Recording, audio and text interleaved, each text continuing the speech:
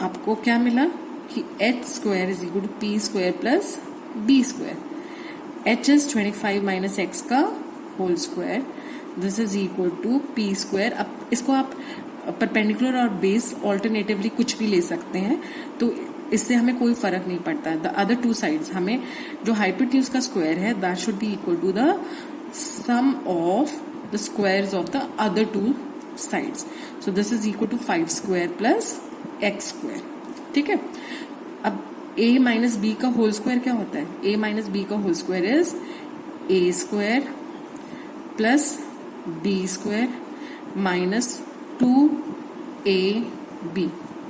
So this is equal to 25 minus 25 plus x square.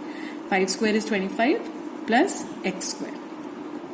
So you have 625 plus x square minus 50x. 2 into 25 is 50x is equal to 25 plus x square. So आप देख रहे हैं x square से x square cancel हो गया. So you have 625 minus 25, ये 25 इधर ले जाते हैं और माइनस 50x को इक्वल टू के दूसरी तरफ ले आते हैं. So you have 600 is equal to 50x और x is equal to 600 upon 50.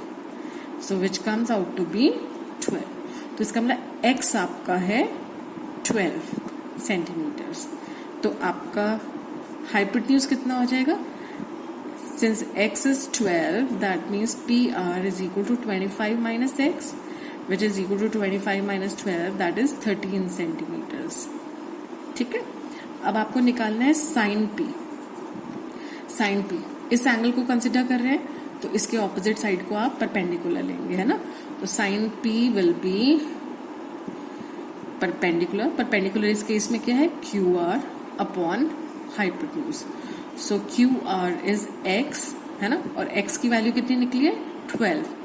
And PR is 25 minus x which is 13. तो sin P will be 12 upon 13. इसी तरह से cos P is equal to, आपको पता है, बेस अपॉन हाइपोटेन्यूज. अब angle P क्योंकि हम कंसिडर कर रहे हैं तो PQ will act as a base. तो आपके पास है PQ upon PR.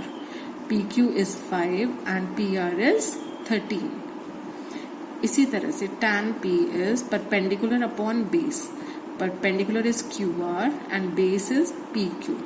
So you have QR is 12 and PQ is 5. So tan P is 12 upon 5. ठीक है? I hope this is clear. Now the next part, that is question number 11, where you have to state whether the given statements are true or false. ठीक है, अब हमें ये show करना है, state whether the following are true or false, and you have to justify your answer also. आपका first part है, the value of tan A is always less than 1. ये स्टेटमेंट फॉल्स है ना, बिकॉज आपने देखा है tan A को हम कैसे, what is the value of tan A? tan A is perpendicular upon base.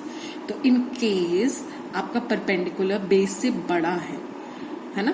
आपने देखा था हम परपेंडिकुलर और बेस को ऑल्टरनेट चेंज कर सकते हैं depending upon the angle that we are considering. तो आपका परपेंडिकुलर और बेस उसके अकॉर्डिंग बदल जाता है. तो आपका किसी मतलब जो भी आपको दो एंगल्स, एक राइट एंगल ट्राइंगल में 90 डिग्री के अलावा जो बाकी दो एंगल्स होंगे, है ना, उनके ऑपोजिट जो साइड्स होंगी वो उनका मेजर डिपेंड करेगा ऑन द, अगर वो किसी छोटे एंगल के ऑपोजिट है तो that side will be smaller and जो बड़े एंगल के ऑपोजिट होंगी that side will be longer, है ना. तो इसका मतलब आपका परपेंडिकुलर और बेस वेरी कर सकता है. तो in case perpendicular is greater than base, उस केस में परपेंडिकुलर अपॉन बेस आपका ग्रेटर देन 1 हो जाएगा. जब आप यहाँ बेस नीचे ले आएंगे, अगर आप इसको थ्रू आउट बेस से डिवाइड कर देंगे तो आप देखेंगे आपकी इक्वेशन बन गई perpendicular upon base is greater than 1, है ना. तो उस केस में इसलिए आपकी ये स्टेटमेंट क्या हो जाती है, यहाँ पर फॉल्स हो जाती है. हम कह रहे हैं कि it is always less than 1, तो no.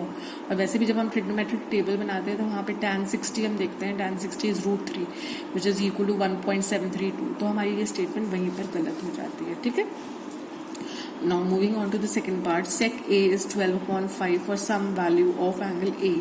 So this is true. हमें पता है sec A होता है hypotenuse upon base and hypotenuse is the longest side. तो यहाँ इस केस में आप देख रहे हैं कि hypotenuse जो आपको दिया हुआ है 12 वो बेस से बड़ा दिया हुआ है, तो ये हम इसको जस्टिफाई कर सकते हैं कि ये हो सकता है कि सही हो, ठीक है। तो इसलिए दिस इज पॉसिबल।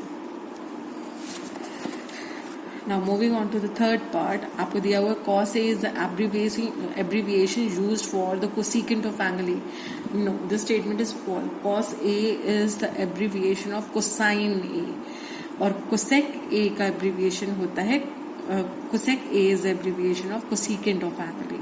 ठीक है, तो cosecant का abbreviation होता है cosec A, और cos किसका abbreviation होता है cosine A का। तो this statement is false.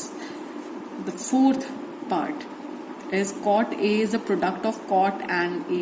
यही बात अभी मैंने आपको बताई थी कि cot का अपने आप में कोई मतलब नहीं है। cot is a function, ठीक है, cot of something, cot of some angle. तो यहाँ पे cot and A are not two different things, they are just one thing only. ठीक है, तो cot A means the cotangent of angle A, hence this statement is false. Now the fifth part is sin theta is 4/3 for some angle theta. This statement is also false, क्योंकि हमें पता है sine theta होता है perpendicular upon hypotenuse, and hypotenuse is the longest side in a right angle triangle. तो अगर हम perpendicular देखें, कंपेयर करें साइन थीटा को परपेंडिकुलर अपॉन हाइपोटेन्यूज, तो हमारा परपेंडिकुलर है 4 एंड हाइपोटेन्यूज इज 3। तो ये तो पॉसिबल है ही नहीं, because hypotenuse is the longest side, और इस केस में हम कह रहे हैं कि hypotenuse is less than perpendicular, तो ये हमारा यहीं पर क्वेश्चन गलत हो जाता है। तो परपेंडिकुलर कभी भी हाइपोटेन्यूज से बड़ा नहीं हो सकता, hypotenuse is the longest side, ठीक है। तो इसलिए sine theta can never be equal to 4/3 for any angle theta. So this statement is false. I hope आपको ये एक्सरसाइज समझ आई है। Thank you.